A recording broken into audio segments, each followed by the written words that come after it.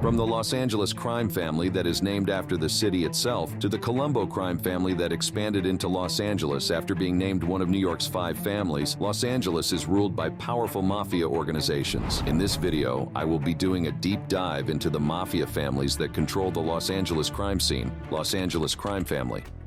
The history of the Los Angeles crime family can be traced back to the early 1900s and a man named Joseph Ardizzone. In his prime, Ardizzone made a name for himself in the Italian-American community through extortion and violence. His rise to power was marked by a brutal feud with the Matranga family, another Italian gang that controlled the Plaza area, the heart of the Italian community in Los Angeles. This bloody conflict eventually ended when the Matrangas defeated Ardizzone. However, their victory was short-lived. The power dynamics shifted in the 1920s when the Prohibition era began. Ardizzone saw the opportunity and quickly turned bootlegging into his primary source of income. Through this means, his crime family grew wealthy and powerful. However, in 1931, Joseph Ardizzone mysteriously disappeared, and the family's leadership was handed over to Jack Dragna, an ambitious leader. Under Dragna's leadership, the family expanded its operations into the entertainment business, loan sharking, and illegal gambling business. This was a welcome development, but Dragna died in 1956, and that led to the decline of the Los Angeles crime family. Dragna's passing marked the end of an era and left a power vacuum that the family struggled to fill. Today, the Los Angeles crime family is a shadow of its former self, but many believe that the group still has strong roots in Los Angeles, much like this next family, Columbo crime family.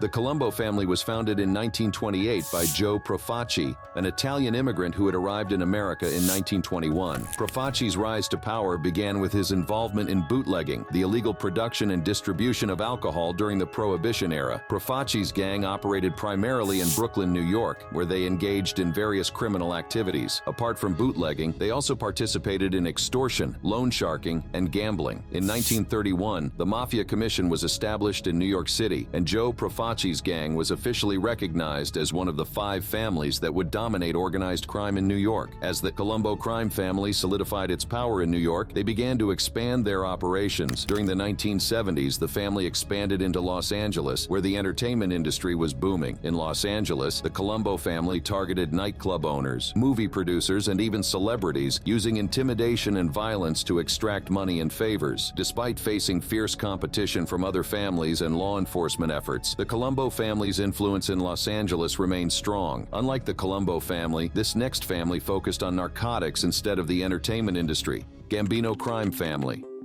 The origins of the Gambino crime family can be traced back to the early 1900s when a group of mafiosi from Palermo, Sicily, led by Ignazio Lupo, established their dominance in East Harlem. Lupo, along with his partner Giuseppe Morello, controlled a powerful gang that engaged in extortion, loan sharking, and counterfeiting. While the Gambino family was making headlines in New York, they were also quietly establishing a presence in Los Angeles. In the 1970s, the family formed strategic partnerships with the Dragna family and other West Coast mobs. Together, they engaged in various illegal activities. One of the key figures in the Gambino family's Los Angeles operations was Anthony Tony Scotto, a powerful labor union leader with ties to both the East Coast and West Coast mobs. Scotto used his influence to control the waterfront and extort money from businesses. The Gambino family was also involved in drug trafficking in Los Angeles, which was particularly lucrative at the time. They established connections with Mexican cartels and smuggled large quantities of narcotics into the United States. Today, the Gambino crime family continues to operate, but their influence has significantly reduced. In Los Angeles, their presence is more subdued, with a focus on low-profile and less risky criminal activities like cybercrime and online fraud. Up next is a crime family that became so involved in the Los Angeles entertainment industry that they began to control record distribution. Genovesi crime family.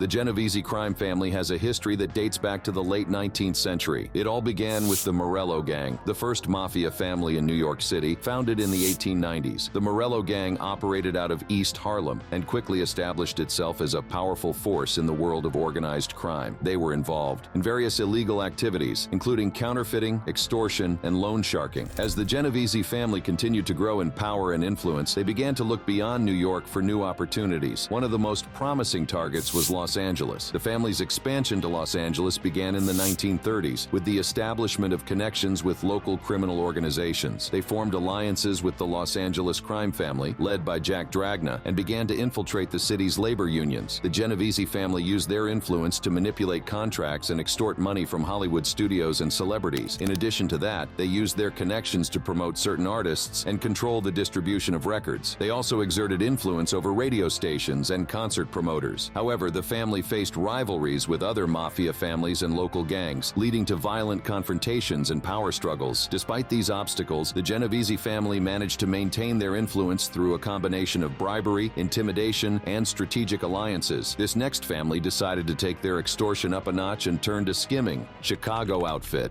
The Chicago outfit was founded in 1910 and quickly grew into one of the most powerful criminal organizations in the United States. The early years of organized crime in Chicago were marked by various street gangs controlling different parts of the city. It was Big Jim Colosimo who first centralized control in the early 20th century. However, his reign was cut short in 1920 when he was murdered. Under the leadership of the infamous Al Capone, the outfit's operations expanded into bootlegging, and they engaged in violent conflicts with rival gangs. The outfit soon expanded their business into Los Angeles and other parts of the country. The 1950s and 1960s were marked by the outfit's involvement in the casino industry in Las Vegas. They used the Teamsters Pension Fund to engage in large-scale money laundering through their casinos, funneling millions of dollars into their criminal enterprises. In the 1970s and 1980s, law enforcement intensified their efforts to crack down on the outfit, and the crime family also faced scrutiny from federal agencies. The emergence of legitimate casinos also posed competition, cutting into the outfit's profits. Despite these challenges, the outfit managed to survive and adapt, continuing their operations in Los Angeles and beyond. Up next is a crime family that formed by immigrants from Ribera, a small town in Sicily, Decavalcante crime family.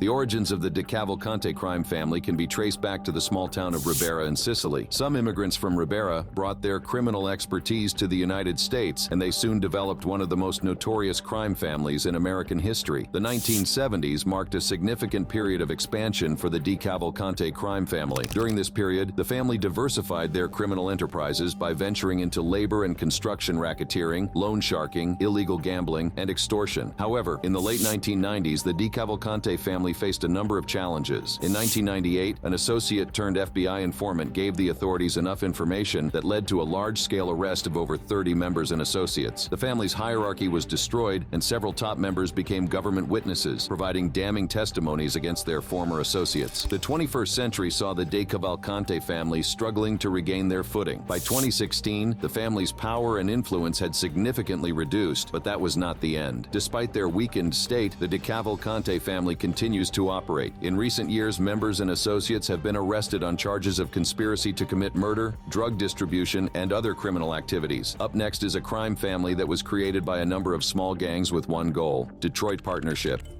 The story of the Detroit Partnership, also known as the Detroit Mafia, begins in the early 20th century, a time when the city of Detroit was rapidly growing and transforming into an industrial powerhouse. Italian immigrants, seeking a better life in America, found themselves targeted by the Black Hand extortion rings. The Italian-American community, desperate for protection and stability, began to look towards their own for leadership and organization. This search for protection birthed the Detroit Partnership. The partnership soon got involved in a number of criminal activities, including extortion, but it was during the Prohibition in 1920 the Detroit Mafia reached new heights of power and influence. The River Gang, a group of Detroit mafiosi, saw an enormous opportunity in the nationwide ban on alcohol. They began smuggling Canadian beer and liquor into the United States, using the Detroit River as their primary route. The Detroit River became a bustling hub of illegal activity, with rum runners evading law enforcement to supply the thirsty masses. By the 1940s and 1950s, the Detroit Mafia had become a major distributor of heroin in North America.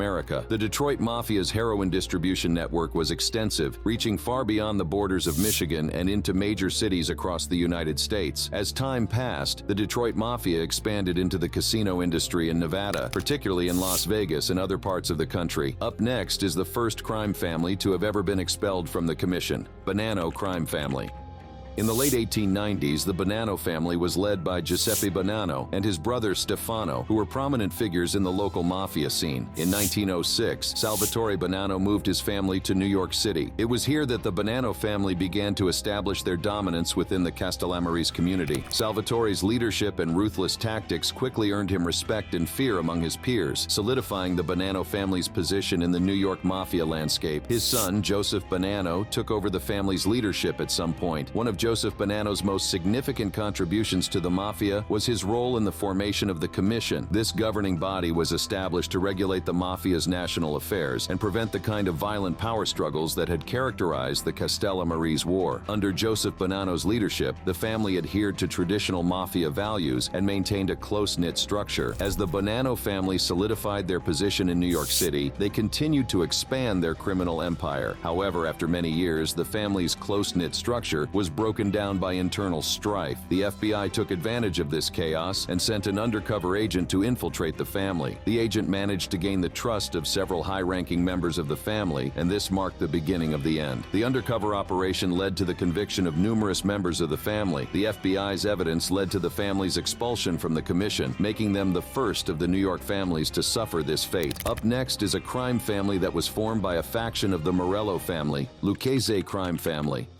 In the 1910s, Gaetano Tommy Reina, along with Salvatore D'Aquila and Joe Masseria, split off from the Morello family to form their own crime families. Reina's family quickly gained a monopoly over the icebox distribution in the Bronx, a lucrative business at the time. This early success laid the foundation for what would become one of the most powerful crime families in New York City. Tommy Reina's reign, however, came to a sudden end when he was assassinated in 1930. After Reina's death, his lieutenant Tommy Gagliano took control of the family. Under Gagliano's leadership, the family expanded its criminal activities to include narcotics trafficking, loan sharking, and extortion. Gagliano's right-hand man, Tommy Lucchese, played an important role in the family's rise to power. Lucchese was instrumental in securing the family's control over the garment industry, a move that would prove to be highly profitable. Tommy Lucchese's influence grew steadily, and by the 1940s, he was effectively running the family alongside Gagliano. In 1951, Gaetano Gagliano passed away, and Tommy Lucchese officially took over as the boss of the family. Under Lucchese's leadership, the family entered a golden age of prosperity and power. Lucchese continued Gagliano's policies and expanded the family's criminal empire. The Lucchese crime family's activities from the 1970s to the present day have been marked by a never-ending pursuit of power and profit. Despite numerous arrests and convictions, the Lucchese crime family has managed to adapt and survive, much like this next family, Kansas City crime family.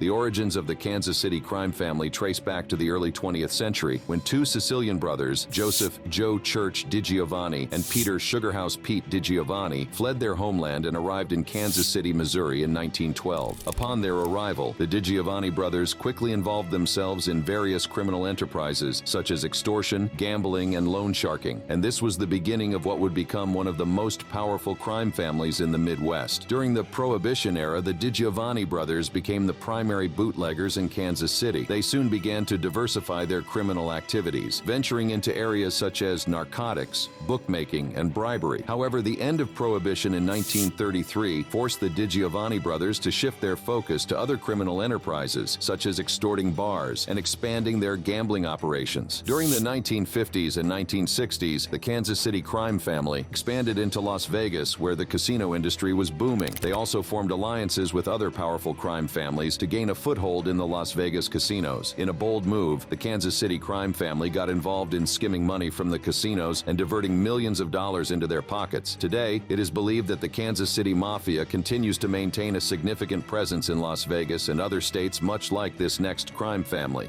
Buffalo crime family.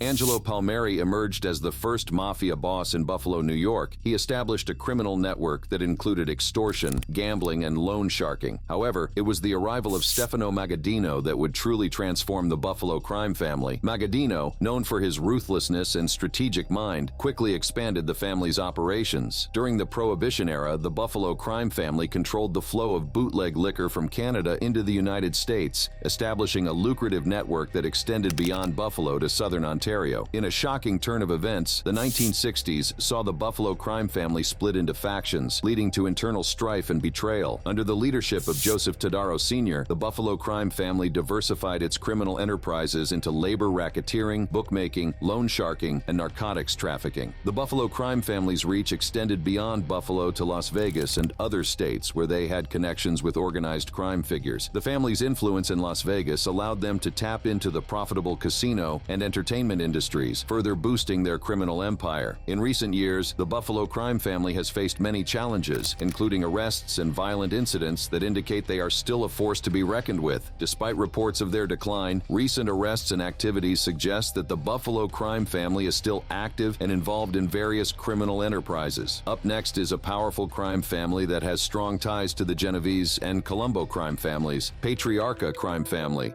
A Sicilian immigrant named Gaspar Messina laid the foundation for what would become the Boston faction of the Patriarca crime family. Messina capitalized on bootlegging during the Prohibition era. In the 1930s, Filippo Buccola emerged as the new boss of the Boston Mafia after Messina retired. In 1952, Buccola decided to retire, passing the torch to a man who would become one of the most infamous mafia bosses in American history, Raymond Patriarca. Patriarca relocated the family's base of operations to Providence, establishing a new headquarters at the Coin-O-Matic vending machine company on Atwells Avenue. Under his leadership, the Patriarca crime family dabbled into a wide range of illegal activities, including gambling, loan sharking, pornography, and trafficking in stolen goods. During his time as family boss, Raymond Patriarca forged strong alliances with the Genovesi and Columbo crime families in New York. Patriarca's ruthlessness and quick thinking allowed him to dominate organized crime in Boston and Worcester, Massachusetts, while the Genovesi family controlled other areas in New England. After the death of Raymond Patriarca in 1984, his son Raymond Patriarca Jr. became the boss of the family. Unlike his father, Patriarca Jr. struggled to maintain control and faced significant opposition from within the family. In 1990, Patriarca Jr. and several family members were indicted on charges of racketeering, extortion, narcotics, gambling, and murder. This legal trouble severely weakened the family's structure and influence. Despite the decline in power and influence, the Patriarca crime family remains a significant presence in the New England underworld. Up next is a crime family that gained massive popularity for the gentle nature of one of its bosses, Philadelphia crime family. Salvatore Sabella was a young Sicilian migrant who arrived in Philadelphia in 1911. Without wasting time, he took control of the Italian-American street gangs in South Philadelphia. Under his leadership, these gangs grew to become a more structured organization, engaging in bootlegging, extortion, loan sharking, and illegal gambling. Throughout his reign, Sabella was known for his ability to maintain control over the family and expand its operations. However, his tenure as boss was not without its challenges. In the late 1920s, he faced a significant threat from rival gangs and law enforcement. Despite these pressures, he managed to keep the family intact and thriving until he retired in 1931. The family's next boss, Giuseppe Dovi, expanded their operations, reaching into the greater Philadelphia area and Atlantic City. In 1959, a new era began with the ascension of Angelo Bruno, known as the Gentle Don. Unlike his predecessors, Bruno was known for his peaceful and diplomatic approach. He believed in maintaining good relations with other mafia bosses and avoiding unnecessary violence. Bruno focused on traditional criminal activities such as labor racketeering, union infiltration, extortion, and protection rackets. He banned his men from getting involved in narcotics trafficking, a decision that set him apart from many other mafia bosses of the time. Angelo Bruno's leadership brought a period of relative stability and prosperity to the Philadelphia crime family. However, this period of stability would come to a violent end in 1980 when Bruno was murdered. Following the death of Bruno, the family continued to operate and is now said to be under the leadership of Joseph Skinny Joey Merlino. Up next is a crime family that nearly fell apart in the 1990s, Buffalino crime family. The origins of the Buffalino crime family trace back to the immigration of Stefano Latore, a man whose ambitions went beyond the American dream. Latore founded what would become the Buffalino crime family in Pittsburgh, Pennsylvania. Latore's early operations focused on traditional mafia rackets such as extortion, loan sharking, and illegal gambling. The turning point for the Buffalino crime family came in 1949 when Rosario Alberto Russell Buffalino was elected as the new boss. Known for his intelligence and discretion, Buffalino transformed the family into a powerful powerful force within the American Mafia. Russell Buffalino's leadership was marked by his ability to maintain a low profile while remaining one step ahead of his enemies. He forged close alliances with influential mafia families, ensuring that the Buffalino crime family remained a key player in the underworld. Despite his imprisonment in the late 1970s, Buffalino's influence remained strong and the family continued to thrive. However, as the 1990s approached, the Buffalino crime family faced a period of decline. Law enforcement was hot on their heels, and many key members had grown old and weak. Despite these challenges, the Buffalino crime family managed to keep their head above water until 2008. Up next is the powerful crime family that defeated and overthrew the Cotroni crime family of Montreal, Rizzuto crime family.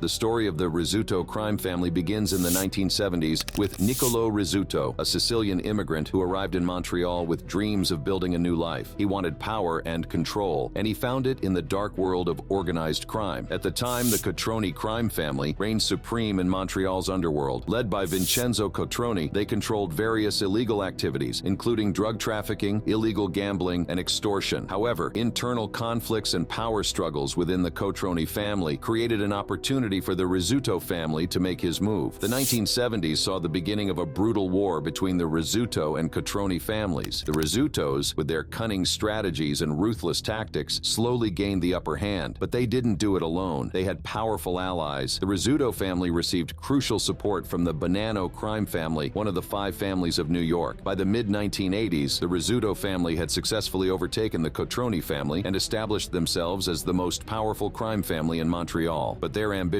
didn't stop there. The Rizzutos set their sights on expanding their operations beyond Canada. They forged alliances with Colombian and Venezuelan drug cartels, facilitating the flow of narcotics into North America. Their operations also reached the United States, where they continued to expand their criminal empire. Up next is a crime family that managed to stay in power by recruiting a small-time gang leader with potential. Trafficante crime family. The first major player in the criminal underworld of Tampa, Florida was Charlie Wall, a charismatic and cunning gangster who created an organized crime syndicate that controlled a large number of illegal gambling rackets. Wall's influence extended deep into Tampa's government, where he corrupted officials through bribery and intimidation. However, Wall's dominance was soon challenged by Ignacio Antinori, a Sicilian-born immigrant who became a notorious drug kingpin and the de facto Italian crime boss in Tampa during the late 1920s. During this time, there was a smaller independent gang led by Santo Trafficante Sr. that was also making waves in the Tampa underworld. Recognizing Trafficante's potential, Antinori invited him into his organization, and together they expanded their operations across the state. By the early 1940s, Trafficante Sr. had taken over most of the city's organized crime activities. In 1946, he dispatched his son, Santo Trafficante Jr., to Havana, Cuba, to help operate a mob-owned casino. This move helped to extend their illegal activities into Cuba. In 1953, Santo Trafficante Jr. survived an assassination attempt, which the family suspected was orchestrated by Charlie Wall. In a dramatic turn of events, Wall was murdered in 1955, solidifying Trafficante Jr.'s position as the undisputed boss of Tampa. Under Santo Jr.'s leadership, the Trafficante crime family was deeply involved in a wide range of illegal activities. These included narcotic trafficking, loan sharking, extortion, contract killing, kidnapping, prostitution, bribery, corruption, drug trafficking, murder, gambling, conspiracy, money laundering, bookmaking, and labor racketeering. Today, the Trafficante family continues to operate, but the same cannot be said for this next family, Milwaukee crime family. The first known mafia boss of Milwaukee was Vito Guardalabini, who emigrated from Santa Flavia, Sicily in 1903. Guardalabini was a powerful figure, often referred to as the king of Milwaukee's Little Italy. Following Vito's death in 1921, his son Giovanni Battista Peter Guardalabini took over the family business. However, his tenure was short-lived, and in 1924 he handed control to a distant relative, Giuseppe Big Joe D'Amato. D'Amato's leadership was cut short by his untimely death from pneumonia in 1927. The Milwaukee Mafia's influence grew as Sicilian mafiosi from Chicago were inducted into the family. When the commission was formed in 1931, it was decided that the Milwaukee family would remain under the control of the Chicago outfit. One of the most significant blows to the Milwaukee crime family came with the FBI's undercover operation in 1978. An FBI agent under the alias Tony Conti infiltrated the family. At the same time, the FBI was conducting Operation Strawman, a multi-state racketeering probe focusing on the casino industry in Las Vegas. Vegas. Operation Strawman resulted in the convictions of 19 senior mobsters and eliminated the leadership of the crime families in Milwaukee, Chicago, and Kansas City. The current status of the Milwaukee crime family remains uncertain, with key leadership positions vacant. Up next is a crime family that made its fortune through Las Vegas casinos: Cleveland crime family.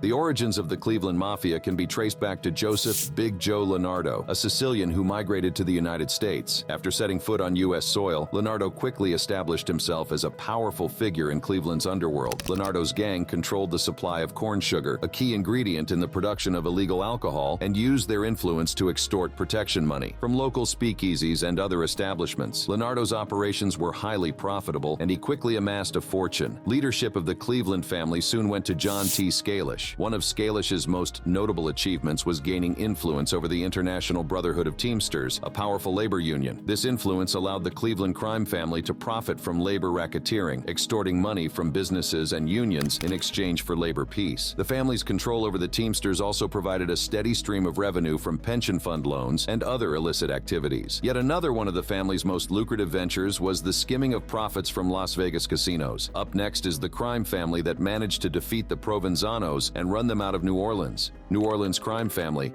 The New Orleans crime family history can be traced back to the Matranga crime family. The Matranga family was one of the earliest recorded American mafia families and was established by brothers Carlo and Antonio Matranga. The Matrangas were involved in organized criminal activities, focusing primarily on extortion and labor racketeering. The Matrangas' grip on the city's labor force was so tight that they even received payments from the Provenzano family, another prominent Italian-American clan in New Orleans. As you would expect, it didn't take for the Matrangas and the Provenzanos to get caught up in a violent gang war. Despite the chaos and bloodshed, Charles Matranga managed to resume his position as the head of the New Orleans crime family and forced the Provenzanos out of the city. Under Matranga's leadership, the family continued to engage in extortion, labor racketeering, and other illicit activities, maintaining a tight grip on the city's economy. However, by the 1980s and 1990s, the family's power began to reduce due to key leaders being indicted and imprisoned, leading to their eventual dismantling. Up next is a crime family that was dismantled from within: Pittsburgh crime family. Around 1888, Salvatore "Banana King" Catanzaro, an Italian immigrant, laid the foundation for what would become the Pittsburgh crime family. Catanzaro, known for his control over the fruit import business, quickly established himself as a powerful figure within the local Italian community. During the Prohibition era, Stefano Monastero and Giuseppe Siragusa were among the early bosses who capitalized on bootlegging. Monastero, a ruthless and ambitious leader, quickly rose to power by eliminating rivals and establishing his control over the city's illegal liquor market. However, at the peak of his power, Monastero was gunned down, paving the way for Giuseppe Siragusa to take over as boss. Under Siragusa's leadership, the Pittsburgh crime family established a network of speakeasies, illegal distilleries, and smuggling routes that brought in millions of dollars. The family also ventured into racketeering, extortion, and gambling. In the 1980s, the Pittsburgh crime family began to experience, and in 1990, a major blow was dealt to the family. Charles "Chucky" Porter, the underboss, decided to cooperate with the government. His testimony provided invaluable insights into the family's operations and led to the conviction of many members and associates. The Pittsburgh crime family decline was not just due to external pressures. The family could not maintain a unified front, making it easier for law enforcement to bring them down. Although many of these families seem to be laying low or dormant, it's very likely that they are still key players in the Los Angeles criminal underworld. Check out any of our other videos by clicking the cards on your screen.